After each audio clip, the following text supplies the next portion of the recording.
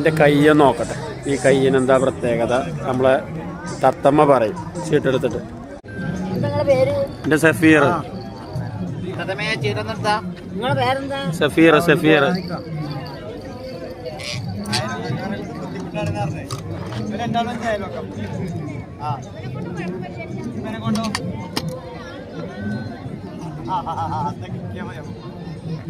അപ്പൊ എന്റെ കൈരേഖ നോക്കാൻ പോണം അമ്മച്ചി. അല്ലേ അമ്മച്ചിയെ? ഭദ്രകാളിയാണ് കിട്ടിയത്. കഷ്ടകാലങ്ങള് ആപത്തുകളൊക്കെ ഏതാനും കയ്യിരിക്കുന്ന ഫലമാണ്. പണം കുരുത്തങ്ങളൊക്കെ കിട്ടാൻ ലക്ഷണമുണ്ട്. ഇപ്പൊ ചില കാര്യത്തിലേക്ക് ചില പരിപാടിയിലേക്ക് ഏർപ്പെട്ട് നിൽക്കുന്നുണ്ട്. ആ കാര്യം വിജയിക്കും. 10 കിട്ടിയാൽ 16 ചെലവ്.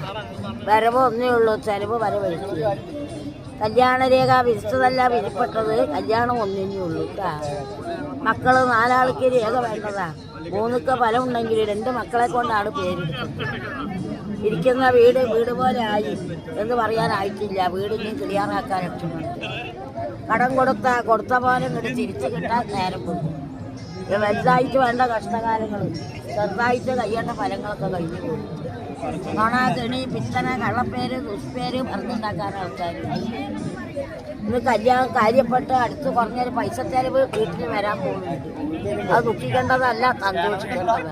ഭഗവാന്റെ സഹായം, ഒരുപാട് പടച്ചവന്റെ രക്ഷയും അന്യപര അനുകൂലവും കൂടുതലായിട്ടുണ്ട്.